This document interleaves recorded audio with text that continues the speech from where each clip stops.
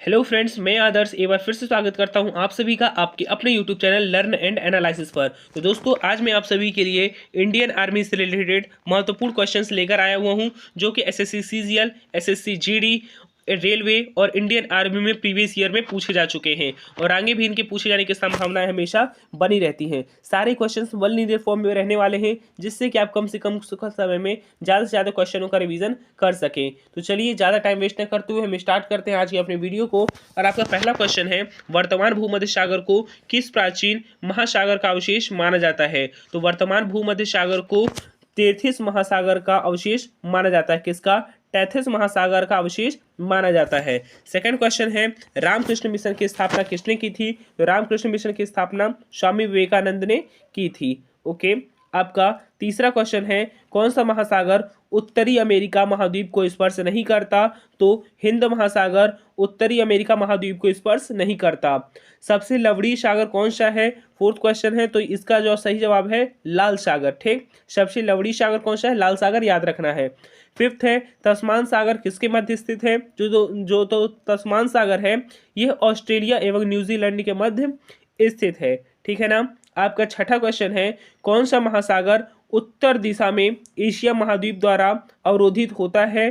तो जो हिंद महासागर है, ये उत्तर दिशा में एशिया महाद्वीप द्वारा अवरोधित होता है। ठीक।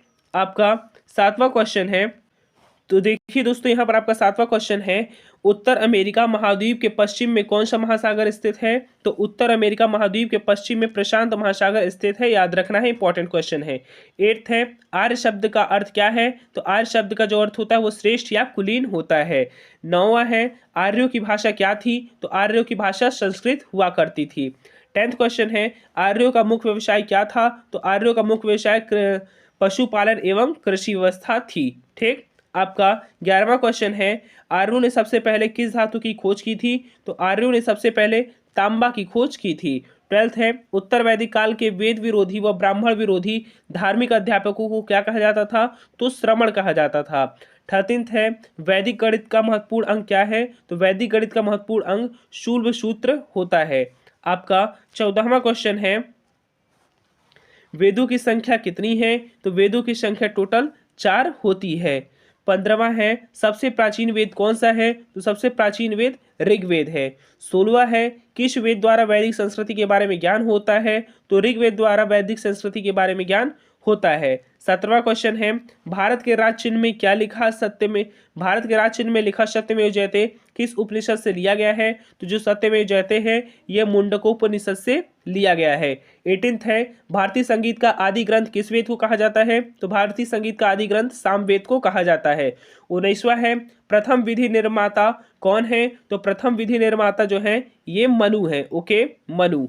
20वां क्वेश्चन है, मनु स्मृति की रचना किसने की? तो मनु स्मृति की रचना मनु ने ही की थी। किसने? मनु ने। 21वां है, कृष्ण भक्ति का प्रथम एवं प्रधान ग्रंथ कौन सा है? तो कृष्ण भक्ति का प्रथम एवं प्रधान ग्रंथ श्रीमद् भागवत गीता है। 22वां है, ऋग्वेद में संपत्ति का मुख्य रूप क्या है? तो ऋग्वेद में संपत्ति का मुख्य रूप गोधन है। ठीक। 23वां है, किस मंडल में शूद्रों का उल्लेख ऋग्वेद में पहली बार मिलता है? किस मंडल में शूद्रों का उल्लेख ऋग्वेद में पहली बार मिलता है? तो 10वें मंडल में शूद्रों का उल्लेख ऋग्वेद में पहली बार दिखता है। 24वां है, पुराणों की संख्या कितनी है? तो पुराणों की संख्या 8 है।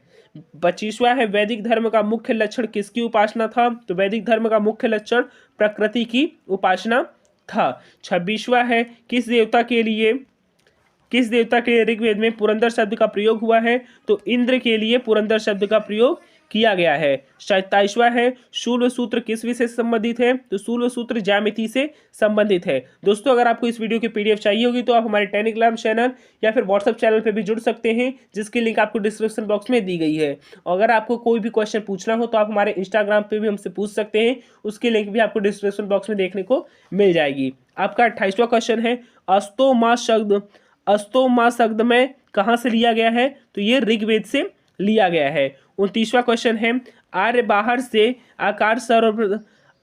से सर्वप्रथम कहाँ आकर बस गए थे? तो ये पंजाब में बस गए थे। ठीक है ना, आर्य बाहर से आकर सर्वप्रथम पंजाब में बस गए थे। 30वां है, ऋग्वेद का कौन सा मंडल पूर्णतः सोम को समर्पित है? तो ऋग्वेद का 9वां मंडल पूर्णतः सोम को समर्पित है। 31वां है 10 राजाओं का प्रसिद्ध युद्ध दसराज युद्ध किस नदी के तट पर हुआ था? तो ये आपके परुड़ी नदी के तट पर हुआ था। 32वां क्वेश्चन है धर्मशास्त्रों में भू राजस्व की दर क्या थी? तो धर्मशास्त्रों में भू राजस्व की दर 1/6 हुआ करती थी। 33वां है 800 ईसा पूर्व से 600 ईसा पूर्व का युग कौन सा युग कहलाता है? तो ये ब्राह्मण युग कहलाता है।